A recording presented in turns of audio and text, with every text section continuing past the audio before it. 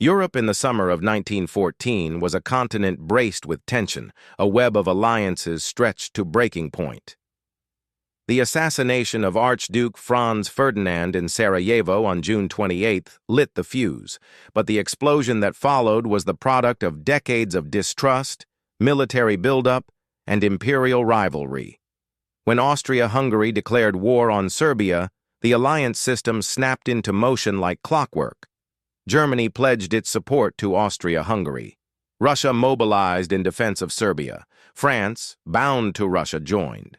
Germany, facing war on two fronts, acted swiftly and with confidence. It had a plan, decades in the making, and now was the time to execute it. That plan was the Schlieffen Plan, a sweeping strategy designed to prevent the very nightmare Germany feared. A two-front war against France and Russia. Its essence was brutal and direct.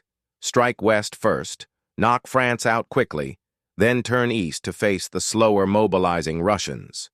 But to do that, Germany had to march through neutral Belgium, brushing aside treaties and drawing Britain into the war. Still, German generals believed speed would outweigh diplomacy. Paris would fall within 6 weeks, and with it, French resistance. The opening days of the war were marked by swift German advances. Belgium resisted bravely, but was overwhelmed. The German First and Second Armies poured through the Low Countries, pushing French forces back in a series of bloody engagements. The British Expeditionary Force, small but professional, clashed with German troops at Mons and Le Cateau, buying time with sacrifice. Paris loomed. The French government evacuated to Bordeaux. Refugees clogged the roads. The once bold Plan 17, France's own offensive strategy, had been shattered by German firepower. Now, General Joseph Joffre, commander of the French army, was forced to abandon pre-war assumptions and improvise. But in the face of collapse, something vital happened. Joffre, often criticized for his rigidity, showed unexpected flexibility. He sacked ineffective commanders and restructured his armies. Most critically, he saw an opening. The German advance, so meticulously planned, was overextended. The right flank of the German army, under General von Kluck, had wheeled southeast of Paris instead of encircling it from the west, creating a dangerous gap between German armies. Intelligence, including aerial reconnaissance, a new and still evolving technology, confirmed the vulnerability. For the first time, the Allies could strike back. Joffre acted decisively. He summoned reinforcements from Paris, where General Gallieni commandeered taxicabs to ferry thousands of troops to the front. It was a symbol of desperate ingenuity, but it worked. The French Sixth Army surged into the German flank while the British, retreating for days, suddenly turned and attacked. The Germans were caught off guard. The momentum, so vital to their strategy, was broken. Yet it was not only strategy that determined the battle's course. The personalities of the commanders shaped its unfolding. General Helmuth von Moltke the Younger, the German chief of general staff, had inherited the Schlieffen Plan but lacked the resolve and clarity of its architect. As his armies advanced deeper into France, he lost direct control, relying on dispatches and uncertain reports. When the crisis at the Marne emerged, Moltke hesitated. The strain of responsibility, the fear of encirclement, and the growing awareness that the plan had unraveled pushed him to the edge. He issued the fateful order, retreat. It was not merely a military maneuver. It was the admission that Germany's bid for a quick victory had failed. In the brief pause that followed, the war transformed. The German armies withdrew to the Aisne River and began to dig trenches, first out of caution, then out of necessity. The Allies pursued, but slowly, warily, and without cohesion. Neither side realized that the era of open warfare was ending. In its place came entrenchment, artillery, wire, and mud. The Western Front was born not with a bang, but with a shudder and a long, grinding halt. Yet at that moment, in early September, no one knew this. The Battle of the Marne was seen as salvation in France. A miracle, the press called it. Joffre, once doubted, was now hailed. The British, previously scorned for their cautious retreat, were credited with resolve. Paris had been spared. Morale surged, but even in the glow of victory, the cost was staggering. Nearly 500,000 men lay dead, wounded, or missing. The Marne had not ended the war, it had changed it. The story of the Marne is more than troop movements and maps. It is the collision of plans with reality, of pride with pragmatism. It reveals how leadership can falter and rise within days, how men adapt in crisis, and how trust, in plans, in allies, in one's own judgment, can determine the fate of nations. It is the first moment in the First World War when the sheer scale of destruction became undeniable, when Europe realized that this war would not be short or glorious. The central conflict was now set, not just armies clashing in open battle, but two massive coalitions locked in a struggle neither could escape, neither could win quickly. The commanders would change, the fronts would shift, and millions more would die. But the Marne would remain a pivot. It marked the end of one kind of war and the reluctant birth of another. The battlefield quieted, but the war had only begun. In the days that followed the initial French and British counterattacks, the full scope of the confrontation along the Marne began to crystallize. It was no longer a matter of repelling the German advance. It was a question of survival, of reclaiming momentum before Paris fell. The Allied commanders, though disjointed in temperament and strategy, were united by desperation. General Joseph Joffre, a man of imposing calm in public but internally besieged by doubt, bore the burden of coordinating an army still reeling from defeat. His opposite, General Gallieni, the military governor of Paris, was fiery and impatient, pushing for rapid action, demanding every available resource be flung into the breach. Sir John French, leading the British Expeditionary Force, remained cautious, haunted by his troops' losses and uncertain about the reliability of his French counterparts. Yet for all their differences, a fragile cohesion formed, held together by necessity more than trust. The Germans, once so methodical, began to falter. General Alexander von Kluck, commanding the German First Army, had deviated from the original Schlieffen plan without clear communication, exposing the flank of the entire right wing.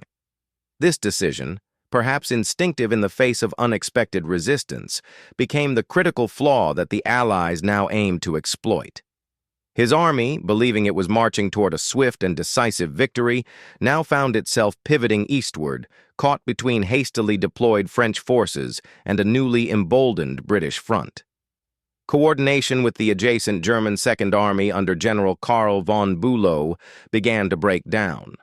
The gap widened, not just in geography but in confidence. On the ground, soldiers fought without a clear understanding of the larger game unfolding around them. The Marne Valley, with its winding rivers and open plains, became a crucible of clashing forces. Trenches were still rudimentary, scraped out for cover rather than strategy. Villages were fiercely contested, often changing hands within hours. The French Sixth Army, deployed north of Paris, launched repeated assaults against Kluck's exposed flank. Casualties were staggering, and chaos reigned across the lines. Despite inferior equipment and disorganization, the French infantry pressed forward. Artillery duels echoed across the countryside, and cavalry units, already obsolete in function but still present in form, darted uselessly across terrain dominated by rifle and shell. The British, after days of grueling retreat, now turned to face their enemy with a grim sense of obligation. Though Sir John French remained wary of overcommitting his limited force, the pressure from Joffre was unrelenting. Communication between the British and French commands was still fraught with cultural mistrust and linguistic confusion, yet the battlefield left no room for delay. Orders came hastily, units advanced, mistakes multiplied, and yet somehow the combined pressure began to tell. The Germans had overextended, and their supply lines, stretched hundreds of miles behind them, could no longer keep pace. Ammunition dwindled. Exhaustion mounted. In Berlin, General Helmuth von Moltke the Younger struggled to retain control. The battlefield had moved beyond the reach of his command, and reports arriving at General Headquarters were late, fragmented, and contradictory. He understood that the momentum was slipping, but he lacked both the clarity and decisiveness to respond effectively. His physical health, already poor, began to fail. Mentally, he was unraveling. He delegated crucial decisions to subordinates, but without direction, the German high command stumbled. Meanwhile, French and British forces, sensing a rare opportunity, pressed harder. At this critical juncture, a turning point emerged, not on a map, but within the minds of the men in charge. Joffre, who had once insisted on rigid adherence to doctrine, now showed himself capable of improvisation. He shuffled divisions, issued personal appeals to weary commanders, and maintained a presence at the front that inspired confidence. Gallieni's audacity, though sometimes brash, forced action where bureaucracy had threatened paralysis, and Sir John French, though slow to commit, finally ordered the BEF to strike the exposed German center. The assault caught von Kluck's forces mid-movement. German cohesion buckled. The retreat began subtly. At first, the Germans fell back to reorganize. Then they withdrew to new defensive lines. Soon, it was a full retreat, orderly in places, panicked in others. Thousands of German soldiers, exhausted and undersupplied, trudged northward under Allied pressure. The great advance, which had seemed on the cusp of victory, collapsed over the course of days. When Moltke learned of the retreat, he is said to have collapsed himself, murmuring that the war was lost. Though history would prove him wrong, for now, the psychological wound was deep. The dream of a rapid, triumphant march through France had died on the banks of the Marne. Back at the front, Allied troops moved forward cautiously at first. The sight of retreating Germans inspired elation and disbelief in equal measure. But the cost had been immense. Tens of thousands lay dead or wounded across the Marne's fields and hills. Whole towns had been obliterated. The armies were exhausted, physically and emotionally. Though the Germans had been pushed back, they were not routed. Their withdrawal led them to the Aisne River, where they entrenched themselves with grim determination. The Allies, lacking the strength or coordination to press a full pursuit, paused. Then they, too, began to dig. The Marne had shifted the war's direction, but it had not resolved its underlying struggle. The central conflict, between a German empire determined to dominate Europe and a coalition fighting for national survival, remained unresolved. But for the first time, the Allies had stopped the tide. They had proven that the German war machine was not invincible. They had shown that command decisions could still alter the course of events, even when made in chaos. What emerged from the Battle of the Marne was not only a military turning point, but a psychological one. The war would not end quickly. It would not be won by a single, sweeping plan.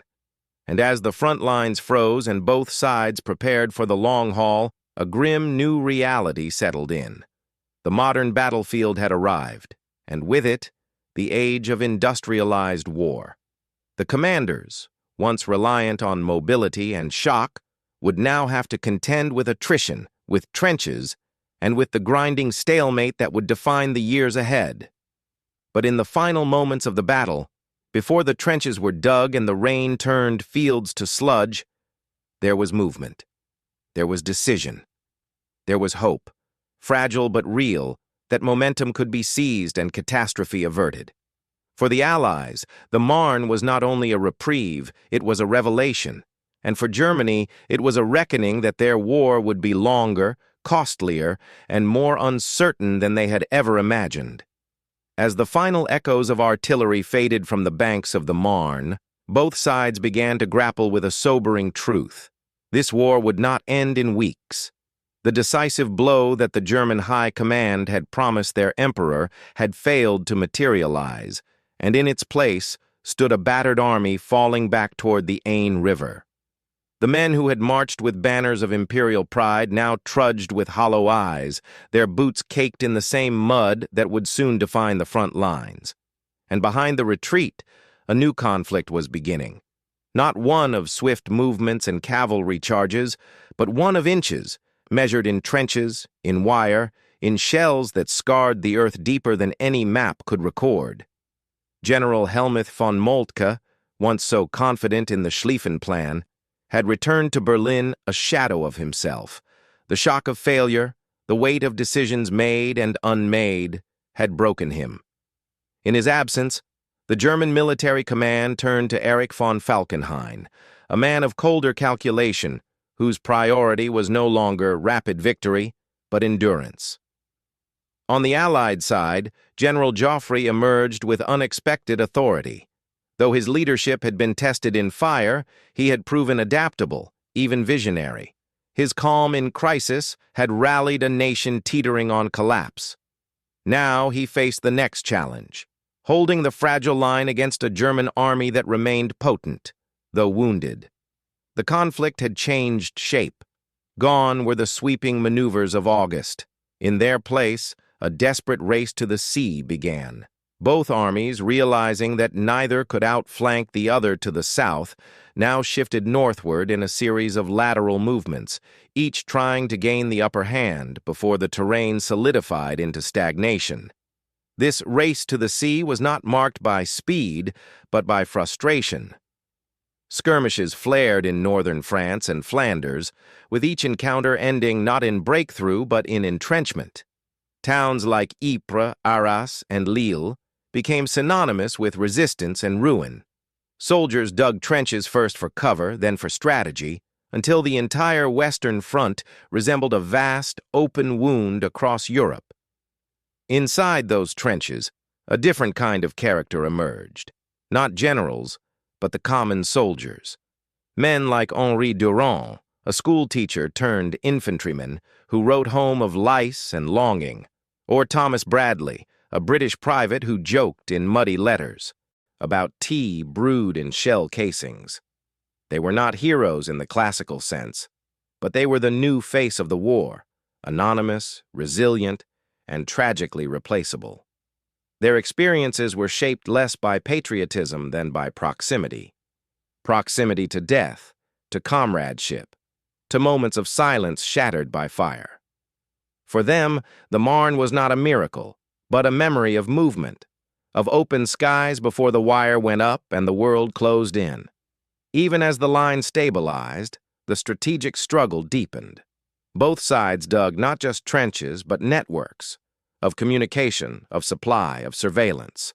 Balloons floated above, watching with glass eyes.